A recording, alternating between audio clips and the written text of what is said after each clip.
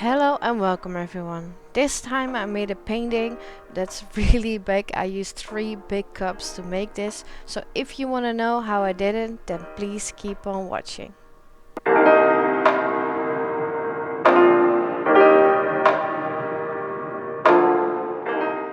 For this pour I needed a lot of paint. As you can see, I'm using a lot of colors. All the brands and colors are down below too if you can't follow the video. The colors that I've used is Winsor&Newton Titanium White, Winsor&Newton Phthalo Blue, Winsor&Newton Deep Turquoise and Winsor&Newton Prussian Blue. And then I used from Beeck, that's a paint company that have like original paint, the Phthalo Blue.